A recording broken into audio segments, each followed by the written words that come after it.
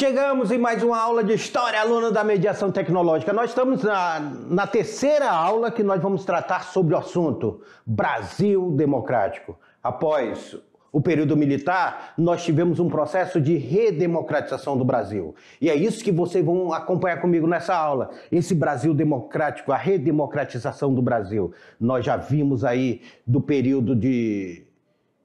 vários presidentes aqui, nós vimos José Sarney, Tancredo Neves, a eleição, José Sarney, Fernando Collor, e aí a gente vê Itamar Franco, depois Fernando Henrique Cardoso, e chegamos agora aqui o momento de olharmos esse Brasil democrático dos últimos dois presidentes de esquerda do Brasil, que foi o governo Lula e o governo Dilma. Acompanhe conosco aí a aula de número 39, Brasil Democrático, o governo Lula e o governo Dilma. É a nossa terceira aula aqui tratando sobre assunto.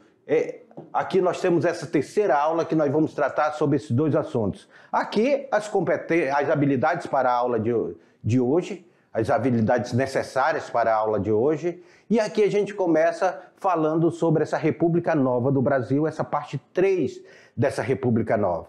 Uma nova república, uma redemocratização do Brasil. E aí a gente começa falando sobre Luiz Inácio Lula da Silva. A eleição dele, como foi, quem foram os candidatos que ele concorreu na época. Ele concorria na época em 2002, depois de ter participado de várias eleições. Um detalhe aqui para vocês, alunos. Desde o processo de redemocratização do Brasil, que o Lula vinha tentando.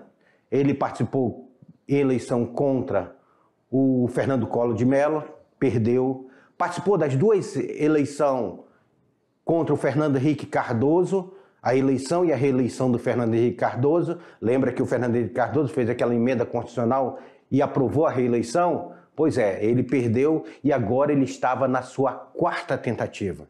Era a quarta tentativa, será que vai dar certo, será que não vai dar? E os adversários deles, o PSDB tinha lançado José Serra, nós víamos o Ciro Gomes, nós víamos o Antônio Garotinho, vinha aí uma disputa muito ferrenha nesse momento. Como ficou o resultado? Olha aí na tela para vocês. O resultado do primeiro turno vai ficar aí o Lula com 39, o José Serra com 19, que vinha sendo indicado por Fernando Henrique Cardoso, só que Fernando Henrique Cardoso estava com o segundo mandato muito abaixo da expectativa, e o governo Lula ele vai herdar do governo Fernando Henrique Cardoso uma dívida pública muito grande. A moeda desvalorizada e a inflação dando sinais de que estaria de volta em breve, se medidas urgentes não fossem tomadas. Então, nós estaremos aqui vendo essa questão do governo, nós estaremos vendo essa questão dessa transição. Eu quero lembrar vocês que o FMI, o Fundo Monetário Internacional, o último empréstimo que nós tivemos no FMI foi justamente em 2001. Em 2001 nós tivemos um empréstimo, o Fernando Henrique Cardoso, antes do seu segundo mandato, ele, para articular a crise que estava no seu governo, ele toma emprestado 30 bilhões do FMI. 10 bilhões é mandado para o Brasil, ainda tinha de saldo 20 bilhões. Quando o Lula assume, ele não aceita o dinheiro do FMI. E detalhe para vocês, ele paga o FMI, o Fundo Monetário Internacional. Pela primeira vez no Brasil, nós estávamos nos livrando do FMI desde quando o Fundo Monetário Internacional tinha sido criado. Nós estávamos nos livrando. E depois nós vamos ver que nós vamos nos tornarmos credores do FMI. Olha que interessante. Então, nós estamos ali. Como é que enfrentar um Brasil que ele está saindo do segundo mandato do Fernando Henrique Cardoso numa crise muito grande? Uma crise enorme que vai estar saindo desse governo. Então, o primeiro mandato do presidente aí, nós temos aí, vamos acompanhar aí, o maior programa logo da entrada na tela para vocês, desse governo, que foi o lançamento do Fome Zero. O primeiro mandato estabeleceu como prioridade o combate à fome. Tanto é que vai ser elogiado mundialmente esse programa. Estava relacionado à Fome Zero, o programa de educação alimentar, e ao projeto também que é intensificado Bolsa Família. Bolsa Família, que é o valor fornecido às famílias em situações de extrema pobreza. Então, aqui nós temos 2 programas sociais que foram a base do governo nesse início de mandato e resolveu. Porque você sabe, quando você coloca dinheiro na mão do pobre, o pobre não vai correr para o banco e fazer uma poupança. O pobre ele vai gastar no supermercado, na loja, e esse dinheiro vai girar na economia. Girando na economia, esse dinheiro ele gera emprego, ele gera imposto, volta para o governo parte dele. Então é uma maneira de fazer o dinheiro girar dentro da economia. Logo no início, o governo lançou o programa Fome Zero com o objetivo de erradicar a fome e os bolsões de miséria do Brasil. Outras campanhas também que nós vamos perceber dentro desse primeiro mandato. Aí, primeiro mandato do Luiz Inácio. Nós temos a Campanha Nacional de Combate ao Analfabetismo. A metodologia Paulo Freire foi utilizada muito para combater o analfabetismo dentro do Brasil. Houve um avanço muito grande, que o Brasil ainda tinha um número muito grande de analfabetos. A reforma previdenciária e tributária também, que não foi feita nos moldes que se queria, mas nós temos a reforma previdenciária, é feito, nós temos aí a emenda 41, depois nós temos a emenda 47 da reforma da Previdência.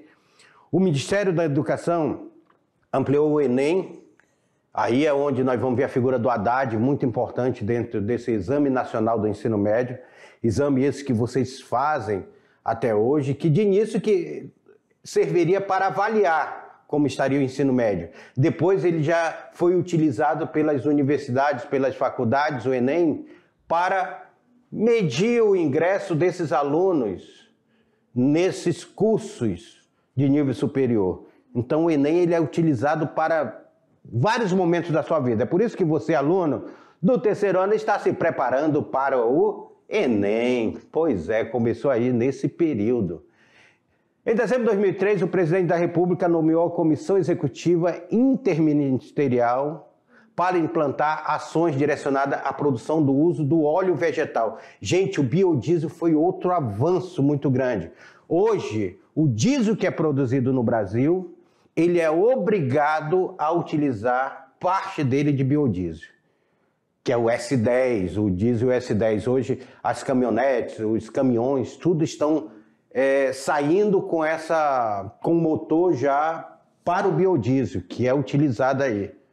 E vai ser tecnologia desenvolvida no Brasil. Olha aí, quando a gente fala de biodiesel, nós estamos falando de diesel produzido através do algodão, do babaçu, do dendê, macaúba, da soja, do amendoim, da cana, do girassol, da mamona. A cana ela é utilizada também como mistura na gasolina. Hoje a gasolina do Brasil ela tem uma porcentagem de cana-de-açúcar. A gasolina que nós consumimos. Então tem gasolina e tem álcool.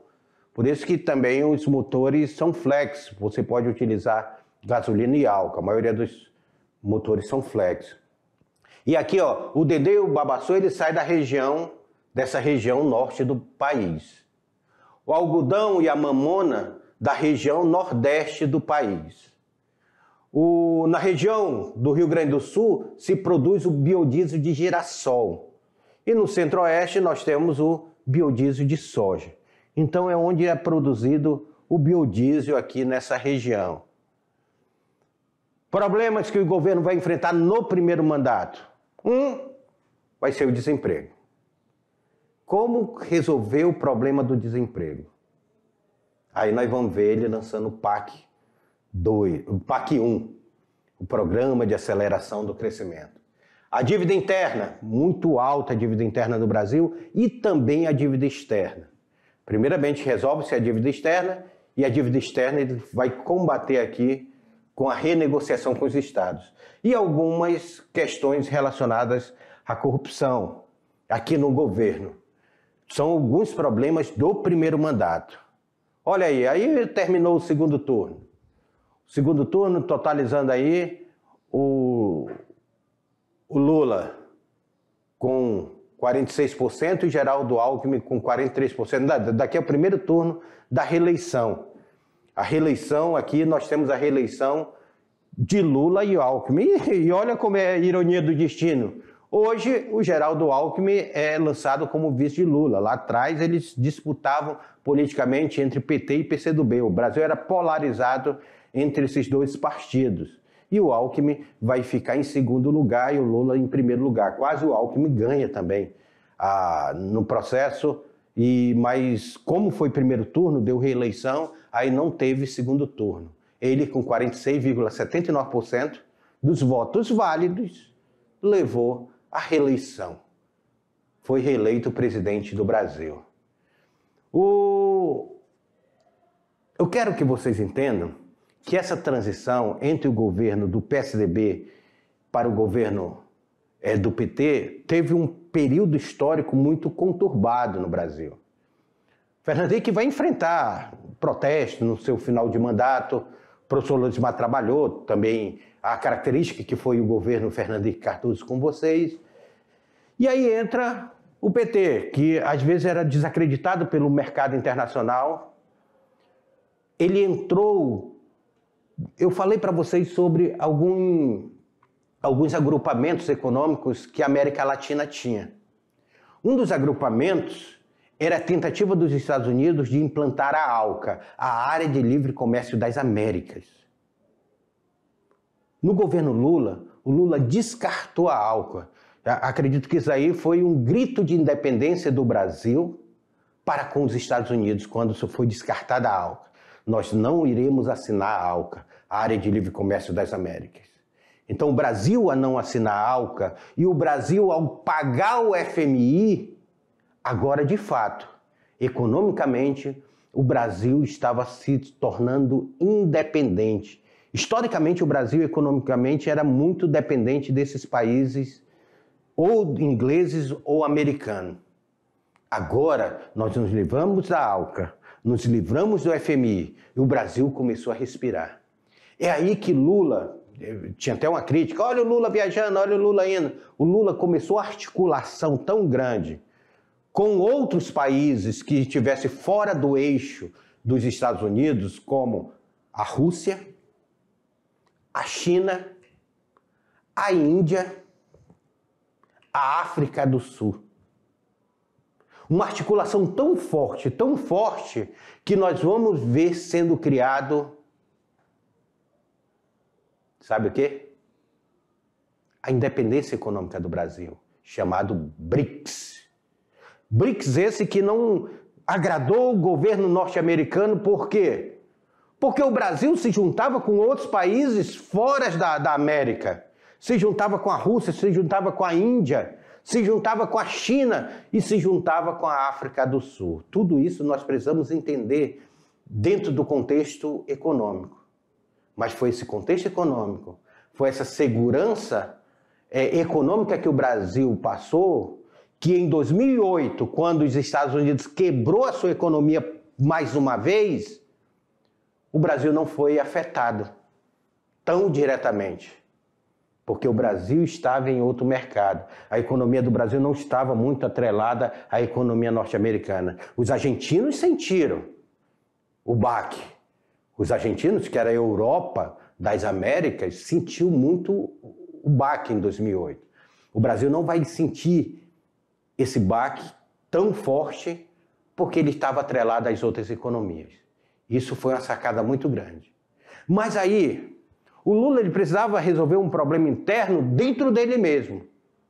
O Lula radical e o Lula que precisava governar a presidência do Brasil. Na tela para vocês. Olha essa charge aí que aparece, a militância contra o cara que tinha um mandato. Os dois Lula. E um falando para ver se não me atrapalha no segundo mandato, hein? Colocando aqui, o governo Lula ampliou a parceria comerciais estrangeiras com países da África, da América do Sul, do Oriente, principalmente com a China. Anteriormente, destacava-se apenas o comércio com os Estados Unidos. Quando o Brasil se desprende dos Estados Unidos, é quando os Estados Unidos não vê no governo Lula e no governo de sua sucessora um grande aliado. Ele não fica muito satisfeito. Imagina não ficar satisfeito. É lançado aí o slogan do segundo mandato aí, Brasil, um país para todos, aonde se juntou todas as cores para fazer um país. No final do primeiro mandato de Lula, na presidência, surgiram denúncias lá da base governista, de corrupção da base governista, que vai ser conhecido como mensalão ali. Que dizia que havia a compra do Congresso. O que foi? Bom a gente lembrar isso aí. Que foi ali o ministro Joaquim Barbosa, ficou à frente disso aí, que acusando o governo de praticar o mensalão. O que era o mensalão? Seria uma mesada dada do Congresso Nacional para o Congresso Nacional votar as medidas que o governo federal mandava. Hoje, nós chamamos isso aí de orçamento secreto. No atual governo, nós temos aí o tal de orçamento secreto também, que é uma articulação com o Congresso. Naquele momento, foi o escândalo lá do mensalão que vai enfrentar. Então, nós temos aí esse segundo mandato, esse debate. Olha essa charge aí para vocês, na tela para vocês. Essa charge aí do segundo mandato. Como vai esse segundo mandato? A questão do debate, o governo, como o PSDB estava entregando o Brasil naquele momento. Lula ganhou no segundo mandato, à frente do presidente da República, nas eleições de 2006. O primeiro mandato deu em 2002, o segundo mandato deu em 2006, obtendo 60% dos votos. 60% dos votos válidos, aí 64%, aí o 60% dos votos válidos, que era o necessário para ganhar a eleição. E aqui as regiões aonde nós temos isso daí, onde nós temos aí as votações como se deram. A inflação foi controlada e o índice de desemprego diminuiu. A inflação que se nós olharmos aqui, 2008, quando nós temos aquela crise, a inflação só para 0,74% e voltou a 0,48%, sendo que a inflação já era 0,25%. Hoje nós estamos de novo descontrolando a inflação, que é o nosso grande medo. Medo porque a gente morre de medo de voltar àquele período do fim do governo militar e início do período da redemocratização, onde a inflação bateu mais de 1000%, chegou até 1.700% ao ano. Deus me livre chegar aqui com 0,48% a gente já se assustava, imagina a inflação com 1000%, foi assustador, é quase um bicho-papão. E lembra que eu falei para vocês que o Brasil, a Índia, a Rússia, a China se uniram e vão se unir. Quem é que não está aí ainda? Quem não está aí ainda é o S, a África do Sul. South Africa, em inglês lá. Não está aí ainda neste momento, ainda não entrou, porque é criada em 2011... O crescimento da economia brasileira, o país ingressou num bloco de países emergentes, chamado BRIC. Primeiramente ele vai ser chamado BRIC, depois ele vai ser chamado BRICS, tá? Então nós temos dois momentos. Primeiro ele é chamado BRIC e depois ele é chamado BRIC. Em 2011 aí nós temos aí o crescimento econômico brasileiro também levou o ingresso do G20. O Brasil vai participar do G20. O Brasil vai estar a caminho a se tornar a sexta economia do mundo, neste momento. Hoje não, hoje nós já caímos da economia. Hoje nem o G20 quer chamar o Brasil para participar das reuniões. Mas o Brasil ele participou por muito tempo. O Brasil estava sendo respeitado internacionalmente pela primeira vez na sua história. Formava o BRICS, ganhava força política, força econômica e participava do G20.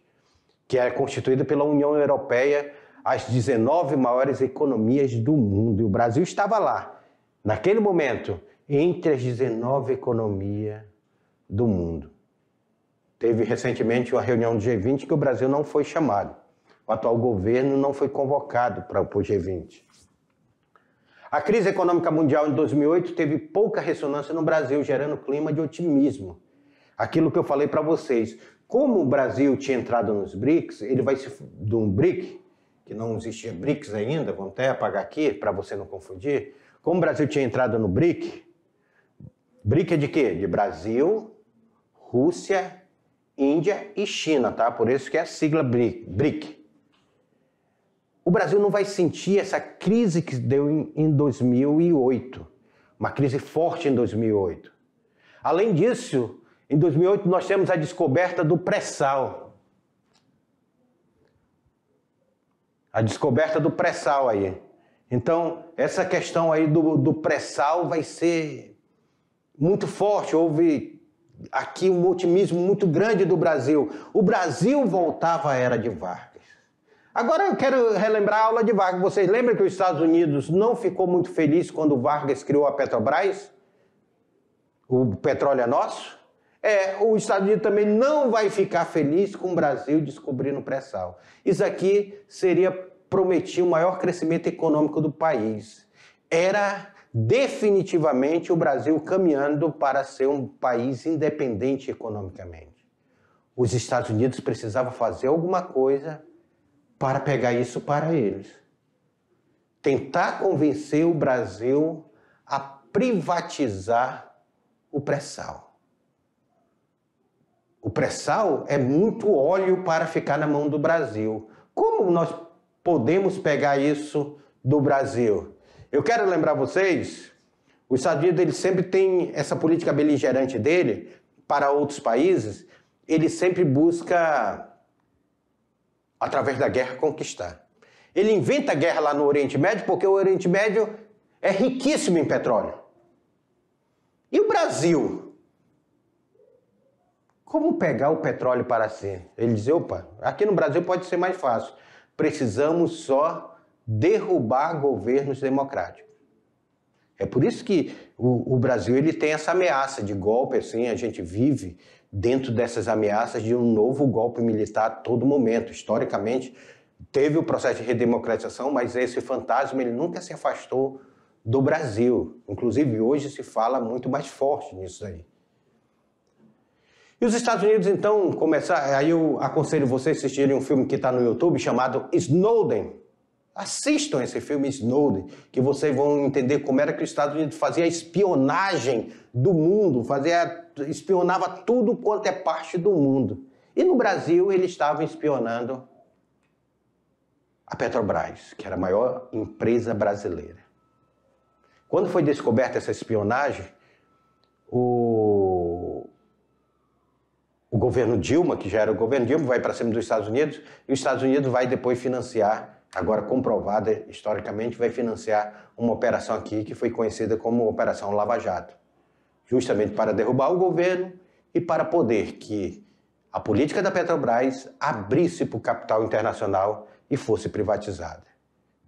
Questão essa que nós estamos vendo hoje, a Petrobras sendo privatizada aos poucos. E o lucro, primeiro que o governo Temer indexou o valor do barril do petróleo, indexou ao dólar, indexou à moeda internacional. Saiu a indexação brasileira e com isso nós estamos pagando cada dia mais caro o combustível. Mas é porque os Estados Unidos estavam de olho no Brasil. Vamos continuar aí na tela para vocês, a gente entender aí esse período aí. Houve crescimento do nível de escolarização e foi criado o programa Universidade para Todos, o ProUni. Aí que vários alunos estão hoje também lutando pelo Enem para poder fazer o ProUni, que concede bolsas universitárias privadas para estudantes carentes. Então, as universidades privadas que têm lá vagas remanescentes, o governo paga essas bolsas, paga essas vagas e oferece para as comunidades carentes. Aí tem toda a regra do ProUni que você já sabe aí, ou se não, entre lá no site do MEC que tem a regra do ProUni. Nesse período, mais de 20 milhões de pessoas saíram da pobreza e ingressaram na classe C, com a renda familiar entre R$ 1.126 a R$ 4.854. Então nós temos aí a saída desse período, a saída desse governo, a transição desse governo, dessa questão da pobreza para um avanço economicamente. Com isso, o governo Lula tinha uma aceitação tão grande, que ele poderia escolher quem seria seu sucessor. Queria ganhar a eleição. E ele escolheu uma ministra dele, Dilma Rousseff. é escolhida para suceder o seu governo. Aí nós vamos nos deparar com o governo Dilma. Na tela para vocês. Começa, então, vamos dizer que seja um terceiro mandato do Partido dos Trabalhadores, através do governo Dilma. É passado a batuta para Dilma. Nascida em Belo Horizonte, aí bacharel em economia, Dilma, durante o governo do ex-presidente Luiz Inácio Lula da Silva, assumiu a chefia do Ministério de Minas e Energias, ela era ministra de Minas e Energia, e depois foi para a Casa Civil, grande articuladora política dele dentro da Casa Civil. E ele olha, era uma mulher, nunca uma mulher tinha ocupado a presidência da República, e pela primeira vez nós vamos ver uma mulher ocupando a presidência da República. Dentro do país super machista, será que o povo vai aceitar ser governado por uma mulher? Em 2010 foi escolhida pelo PT para ser candidata a presidente da República na eleição presidencial. Sendo os resultados do segundo turno, 31 de outubro, tornou-se Dilma a primeira mulher a ser eleita para o chefe de Estado do governo em toda a história do Brasil. Era a primeira vez uma mulher assumindo. O governo Dilma deu continuidade à política de Lula. Desse modo, foram mantidos os programas de assistência social, como Bolsa Família, que foi criado no governo Lula, Minha Casa Minha Vida. E os problemas sociais foram combatidos por meio do programa que investiu dinheiro público no setor privado, como foi Minha Casa Minha Vida e ProUni, dentre outros governos. Então, percebam vocês que o governo federal ele adotou essa política público-privada, ou seja, uma política que tanto beneficiava o setor público quanto beneficiava o setor privado. O Minha Casa Minha Vida. O Minha Casa Minha Vida era um programa do governo federal para dar milhares de casas para os brasileiros que moravam de aluguel, que não tinham moradia. Hoje nós temos aqui em Rondônia, nós temos várias casas que passaram por esse programa social Minha Casa Minha Vida. Recentemente, esse programa foi reformulado e teve um outro nome, ganhou outro nome, ficou Casa Verde e Amarela, o nome do programa, do atual programa, que era do Minha Casa Minha Vida.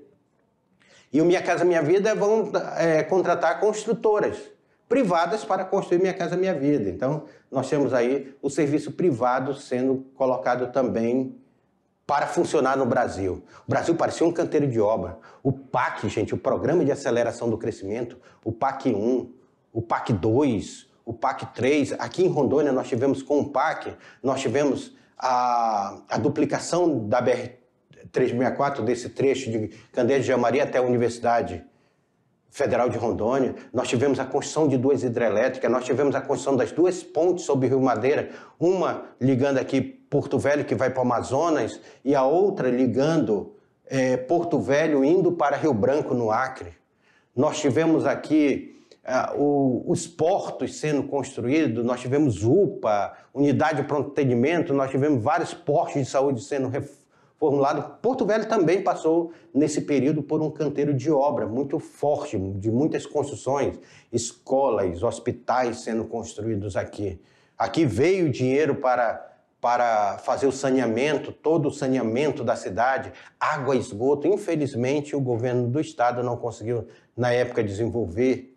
Mas o Brasil, ele parecia um canteiro de obra, assim. Era obra, obra, obra, Minha Casa Minha Vida, ProUni, Bolsa Família, o FIES muito forte também para quem financiava os seus estudos para pagar depois de formado, muito forte. Então, nós estávamos dentro de um movimento social muito grande. O governo Dilma dá continuidade, só que o governo Dilma tem algumas questões do governo dela que não vão ser aceitas pelo Congresso Nacional.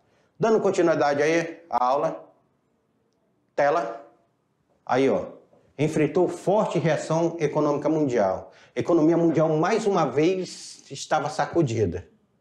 Atingiu a economia nacional aqui. Se da primeira vez em 2008 não atingiu, essa no governo Dilma em 2011 vai atingir muito.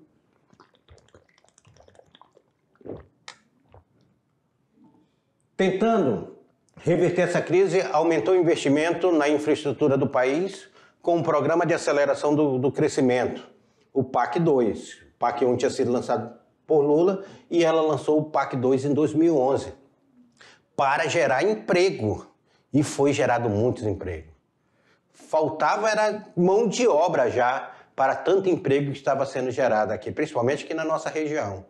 As taxas de juros foram reduzidas, facilitando o crédito para as empresas e pessoa física.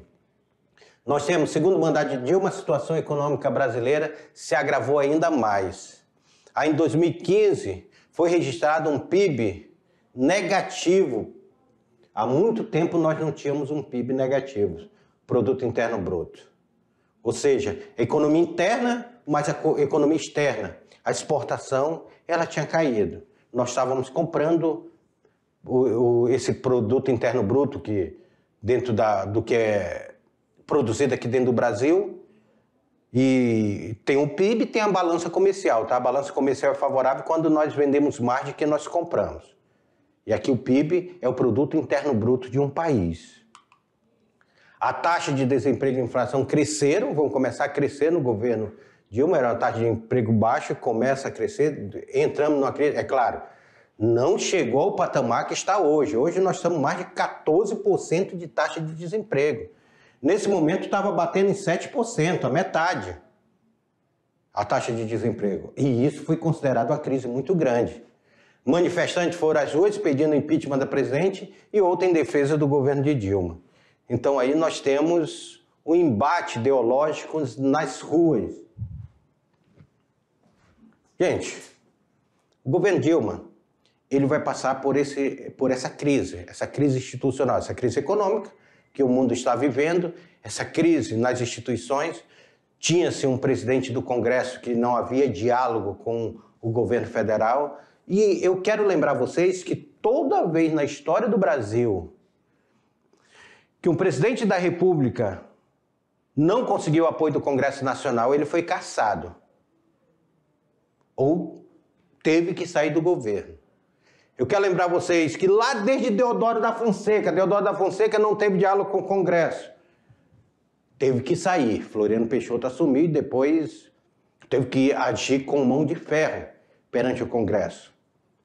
Depois nós temos João Goulart. Nós temos... vamos ter ali Vargas. Vargas também teve um momento que não teve diálogo com o Congresso. Vargas vai ser tirado. Depois Vargas vai ser criticado no Congresso, comete suicídio. João Goulart teve até um parlamentarismo sendo implantado aqui. Só para vocês terem uma ideia. Fernando Collor de Mello parou a ter diálogo com o Congresso, achava que governava sozinho, não conseguiu, foi impeachmentado. Recebeu o primeiro impeachment. E aí depois nós vamos observar a Dilma que não teve aquele diálogo com o Congresso que o governo Lula tinha tido, às vezes um diálogo até meio não dentro das regras republicanas, e o governo Dilma vai ser impeachmentado por essa falta de diálogo. Não foi, a gente, porque houve o impeachment de Dilma foi devido pedaladas fiscais. Eu quero lembrar vocês que pedaladas fiscais não é mais crime. O Temer, logo que assumiu depois de Dilma, ele votou no próprio Congresso sobre pedaladas fiscais, ela deixou de ser crime de responsabilidade e hoje ela não leva a cassação de ninguém. Mas foi sobre pedaladas fiscais. Recentemente, ela foi inocentada dos seus crimes, ou seja, o próprio Temer já foi dizendo, olha, eu não fiz parte do golpe. O próprio Temer já foi na TV, algumas reportagens, assumindo que foi um golpe institucional dado naquele momento. E Dilma, devido a essa crise, vai ser cassada. Na tela para vocês.